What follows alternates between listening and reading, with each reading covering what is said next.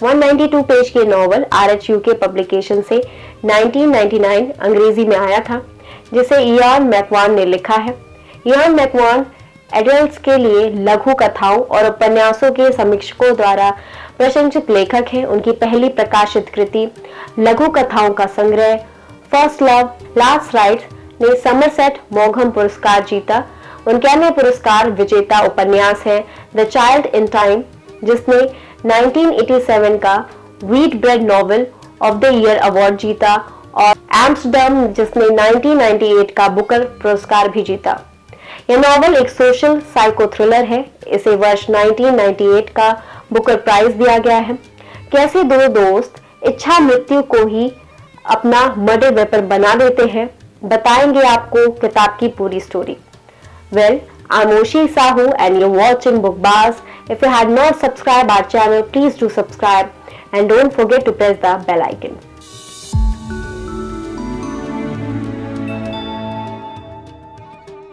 Novel की शुरुआत Molly नाम की एक महिला की डेथ से होती है।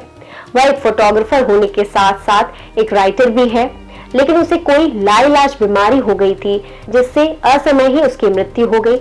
मॉली की फ्यूनरल पर उसके 3 लवर्स भी आते हैं, जिनमें वेरनॉन एक न्यूज़पेपर का एडिटर था, क्लाइव एक म्यूजिक कंपोजर था और जूलियन ब्रिटेन का फॉरेन सेक्रेटरी था। वे तीनों मॉली के पति जॉर्ज को नापसंद करते थे, क्योंकि वह सुपरफिशियल था और अपनी दौलत का दिखावा करता था। पेशे से वह एक पब्लिशर था। मॉली की फ्यूनरल के दौरान क्लाइव और वेरनॉन मॉली के मानसिक बीमारी के बारे में बात करते हैं। क्लाइव कहता है कि वह कभी नहीं चाहेगा कि उसके साथ ऐसा हो। वह वेरनॉन से कहता है कि अगर कभी उसकी ऐसी हालत हुई तो उसे इच्छा मृत्यु करवा दे। वह उसे इसका प्रॉमिस करने को कहता है। बदले में वेरनॉन भी कहता है कि अगर उसके साथ ऐसा हुआ तो क्लाइव भी उसे इच्छा मृत्यु करवाए। दोनों एक दूसरे को साइन करके अपनी मंजूरी के पेपर्स दे देते हैं। एक दिन मॉली के पति जॉर्ज को घर में कुछ फोटोग्राफ्स मिलती है। वह देखता है कि कुछ फोटोज जूलियन की थी, जिसने औरत के कपड़े पहन रखे थे और शायद वह क्रॉस ड्रेसर था। जॉर्ज को संदेह था कि जूलियन और मॉली का अफेयर चल रहा था, लिहाजा बदला लेने के इरादे से उसने ये फोटोज वेरनॉन को भेज दिए और उसे अपने न्यूज़पेपर में पब्लिश करने को कहा। जूलियन पॉलिटिक्स में भाग लेना चाहता था। ये फोटो छपने से उसकी बदनामी होती और वह पॉलिटिक्स में नहीं जा पाता। वेरनॉन का न्यूज़पेपर ठीक से नहीं चल पा रहा था, साथ ही उसे जूलियन की राइट विंग विचारधारा भी पसंद नहीं थी, इसलिए उसने इन फोटोज को छापने का निर्णय कर लिया।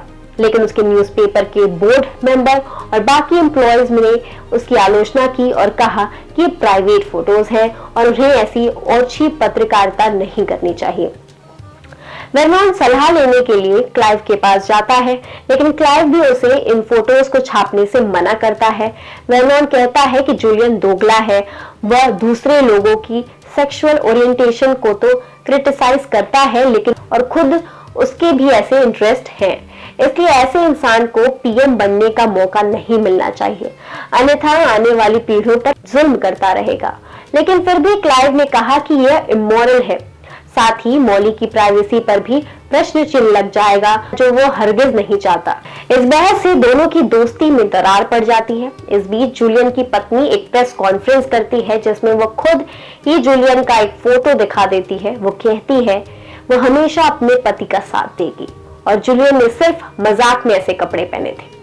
साथ ही वो बताती है कि अपने न्यूज़पेपर की पब्लिसिटी के लिए वेरनॉन इन फोटोज को छापने की कोशिश कर रहा था। इस सब से सारे बोर्ड मेंबर्स मिलकर वेरनॉन को रिजाइन करने के लिए कहते हैं। तभी उसे क्लाइव का लिखा लेटर मिलता है, जिसमें लिखा था वेरनॉन को एडिटर की जॉब से निकाल देना चाहिए।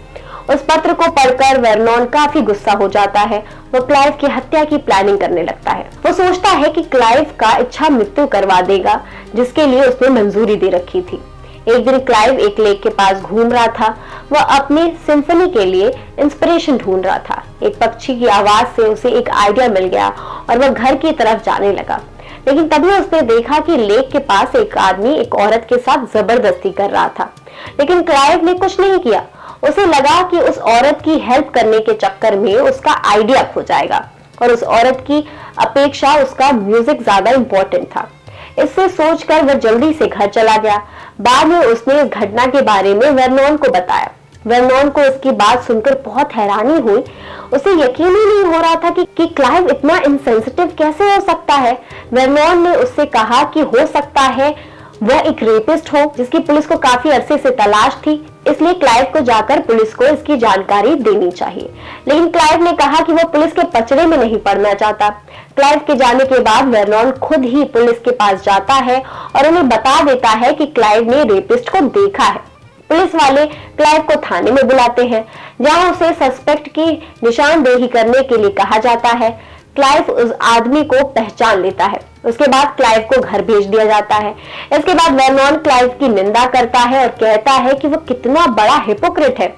खुद तो उसने वर्नॉन को जूलियन की फोटो छापने के लिए मना कर दिया था, उसे अनैतिक बताया था, लेकिन उस महिला के साथ हुए रेप के बारे में पुलिस को कुछ बता ही नहीं रहा है। इस सब से क्लाइव वर्नॉन से बहुत ज्यादा गुस्सा हो जाता है। उसे लगा कि वर्नॉन ने जानबूझकर उसे पुलिस के पचड़े में फंसाया था। वह भी वर्नॉन की हत्या की प्लानिंग करने लगा और इसके लिए उसने सोचा कि इच्छा मृत्यु से वह ऐसा कर सकता है, जिसके लिए वर्नॉन ने पहले उसे मंजूरी दे रखी है। एक दिन क्लाइव की नई म्यूजिक सिम्फनी का आयोजन एम्स्टरडैम में होने वाला था। मौके का फायदा उठाकर क्लाइव ने वर्नॉन को इसके लिए इनवाइट किया, लेकिन वह ये नहीं जानता था कि उसकी तरह वर्नॉन भी उसकी हत्या की साजिश कर चुका है। एम्स्टरडैम में इच्छा मृत्यु को मान्यता प्राप्त थी और वह क्राइम नहीं था। दोनों ने ही डॉक्टर को हायर किया और एक दूसरे के इच्छा मृत्यु वाले डॉक्यूमेंट दे दिए। फिर उन्होंने डॉक्टर को एक दूसरे के होटल का पता भी बता दिया। वहां जाकर डॉक्टर ने उन्हें जहर का इंजेक्शन लगा दिया, जिससे दोनों की मृत्यु हो गई। जूलियन सरकार की तरफ से उन दोनों की डेड बॉडीज लेने जाता है।